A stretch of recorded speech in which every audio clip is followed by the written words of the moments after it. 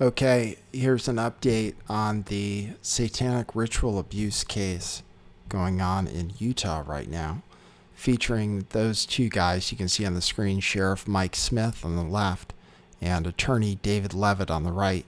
Attorney David Leavitt, who now has been caught being less than truthful in his press conference based on some research done by this website, which has some courtroom audio. So I'll talk you through the story.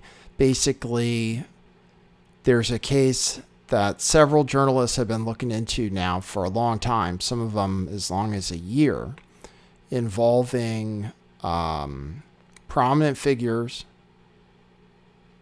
involved in a satanic ritual abuse ring, involving trafficking children, involving murder, involving cannibalism. That's what we know. That guy, David Leavitt, on the right, is a state attorney in Utah, and he is implicated in the case, and there are documents which say his name as being part of a satanic ritual abuse ring. And some people say this character, Arthur Knight, who we'll get into at another time, says that David Leavitt was the head of the ring. Now, I haven't seen the document. One thing I don't like about the way things are reported in the news is they get the document and then they get to tell you what's in it, but they won't show you the document. In this case, they got the recording, but they don't release the recording. They just give you some quotes and they keep the recording. So I've made a request for the documents in this case now that I have the name of the therapist, I believe. So I've made an official request at the place you're supposed to make an official request, and we'll see if I can get the document and then if it's appropriate to publish it. In the meantime, a bunch of people have seen a 151-page document, which was written by a woman who claimed, she was a victim of abuse in the satanic ritual abuse ring.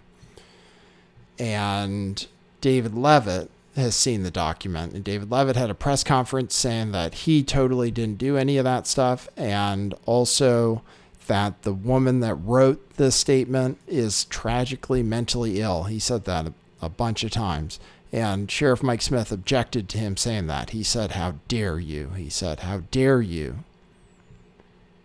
So now David Leavitt's been caught lying about why the case was dismissed. So let me show you that. That's based on this courtroom audio that came out.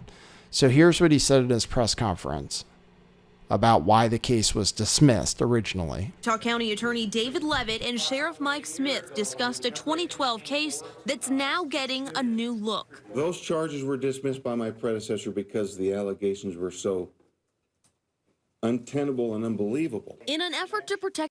Because the allegations were so untenable and unbelievable. And I'll play another clip. He says again why the charges were dropped. The privacy of the woman who came forward, the KSL investigators are not naming the man who was charged. But 18 felony child sexual abuse charges filed against him were dismissed without prejudice in 2014, meaning prosecutors could still refile them. The case is still there. Last week, Leavitt announced he was named, along with several others, in a victim statement that was part of law enforcement's case file. See, they show you pictures of the victim statement, but they won't release the victim statement. It says high-ranking family in the Satanic Church. You can see that at least. To destroy people's faith in Jesus Christ. You can see that.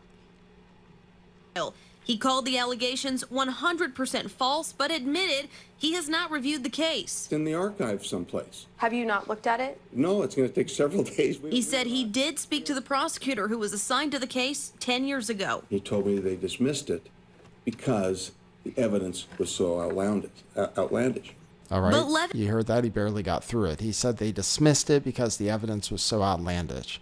So he said two different ways that the case was dismissed because the evidence was so terrible and because this woman is tragically mentally ill, because they didn't believe the charges. Well, the actual audio from the court hearings where they talked about dismissing the charges, and you saw there are a bunch of charges against this therapist who has not been named, who I know the name of now. It was mentioned on Quite Frankly's show yesterday, if you guys want to find out for yourself, but I'm not going to mention it just because, but I have it. That guy was accused of a bunch of charges, very serious charges, and the charges were dropped. He was charged, this therapist, apparently, based on earlier news reports, admitted to rape on tape. Once again, I don't have the recordings, but I saw the news report where he is quoted as saying, this accused therapist is quoted as saying, "I am sorry for raping you," among other things. So this therapist, the charges were dropped in 2014. He was accused in 2012. And David Leavitt says the charges were dropped because they were so outlandish. In fact, in court, they said that the charges were very serious. The prosecuting attorney for the case is a guy named David Sturgill, and he said, quote, "The allegations are some of the worst allegations of sexual abuse that I've come across in the many years that I've been prosecuting these types of cases," unquote. So he didn't say the charges were outlandish. He said they were really bad. He also said that the reason they were dropping the charges now was not because it wasn't a good case and not because the charges were unbelievable, but because they were getting interference from some other agencies. They were having trouble getting records, and the victim took a long time before coming forward. So they were dealing with all of these things, and they were considering refiling the case in the future. In other words, the victim was taken seriously, the one that David Leavitt calls tragically mentally ill. Sturgill said, quote, "There's a lot more that needs to be done with this case, and it's just not coming together. I'm getting resistance from DCFS, and then there's other medical records that we're having some trouble gathering. A lot of it's due to just the age of this case. It's an extremely delayed disclosure." All right, so the case was dropped with the intention to possibly open the case up in the future. You heard Mike Smith say that it's still ongoing and they're thinking about it now. And they might be charging these same charges now, in addition to a bunch of other things they're looking into.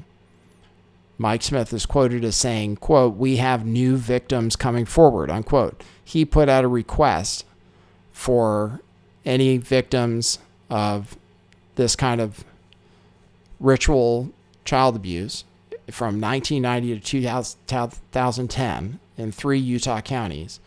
He put out a notice for more victims to come forward. Apparently more victims have been coming forward. So I'm following the case. I'm talking to people. I'm posting about it on my blog at Substack, where you can support my work too at lifttheveil.substack.com. There should be a link in the description. Go there. If you'd like to support my work, become a premium subscriber. And you'll see the article I posted about this very thing today. And just keep following there for updates, and I'll keep posting as stuff develops in this case. All right? That's the update for now, and I'll see you at the next one. That is what it is.